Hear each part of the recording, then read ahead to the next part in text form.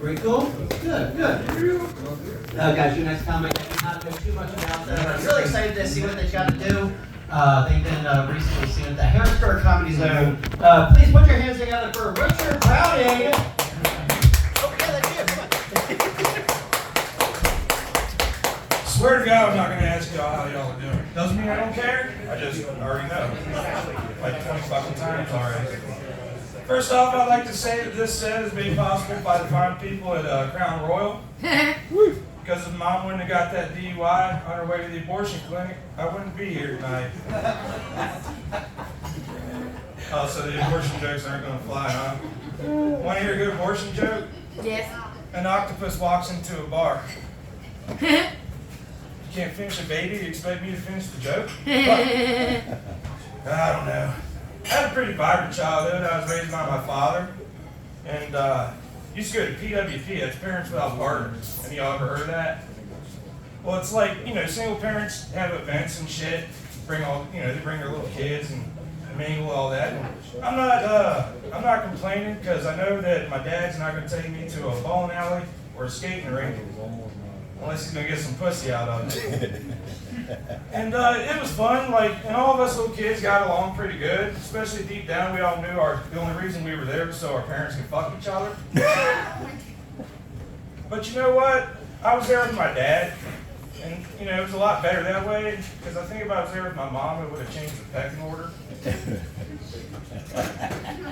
It feels better knowing you're there with the one doing the fucking. You know what I mean? We were having a race at the roller rink one night, and I remember this one kid, his name was Joshua. And if you just called him Josh, he'd be like, no, Joshua. He's one of those, So I called him Josh on purpose at that point. Well, anyway, it's like the last lap, and I tripped a little fucker. It was for a banana split. I usually don't cheat, but I was hungry, The rest of the day, he wouldn't shut up. Richard cheated. I said, why don't you shut the fuck up, Joshua? Or I'll go tell my dad how good a stepmom I think your mother would make. Anyway, my dad was a good influence. He worked a lot, and I kind of took after him. I had a lot of little side streams. I used to steal all of our neighbors' bird feed, and I'd sent out the sunflower seeds and some of the ball games and shit. I used to sell 2-minute back scratches or 30-second back scratches for $2. I ain't lying. Yeah, I cleaned the house. We used to have the Catholic churches had a tournament there. That's how I bought my first Xbox. Anyway, I love morning sex. How about you all? That's why I married a woman with a big family. There's a funeral every week. Sometimes two during the height of the pandemic. And I've been married for 10 years, and it's funny, I wanted to get married in the courthouse. She wanted to get married in a church. So take a guess where we got married. The church. And we were talking about it. At that point, I still thought I could argue shit like that, because I wasn't married yet. I hadn't experienced it. And she's like, you're just cheap. I'm like, I'm doing this out of the kindness of my heart. I'm trying to save your family money. She's like, what the fuck do you mean? I'm like, at the courthouse, the drunk tank's downstairs, half of them will already be there. Save the gas. Anyway, but after 10 years, you got to work at it, to try to keep things lively. So me and my wife thought we'd watch a dirty movie and spice it up. I thought it sounded like a good idea.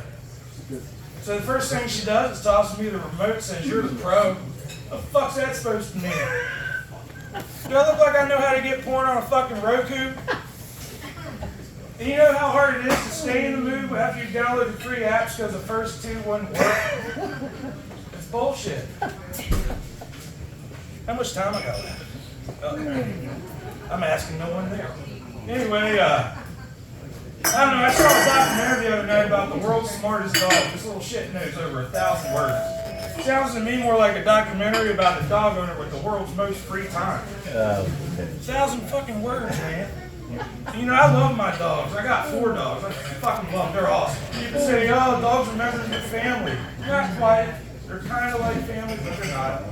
Your dog dies, you're going to bury him in the backyard.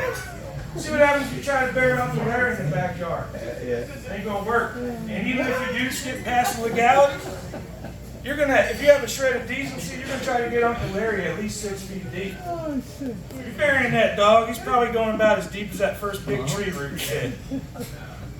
Anyway, I don't know what everyone thinks about religion these days, but a lot of the stories in the Bible are still relevant, like Adam and Eve.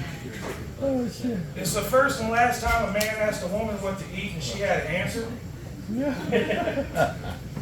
And if you think about it, God made Eve out of a rib bone, right? So it don't make a whole lot of sense to me that there's so many people don't like eating pussy. Ribs are delicious. Kind of makes me wonder if pussy's kosher. You got to get it blessed by the priest first? Rabbi. Priest is sort of an interchangeable word for me. Rabbi. Anyway, I did hear there's something about having a split hoof that makes it off, you know, but I don't. Oh shit. How much time I got left? 15 minutes. Oh, hell yeah. Right on. 15? For real? No. Anyway, yeah, I guess that's all I got for you people. Thank you for staying late. Thank y'all.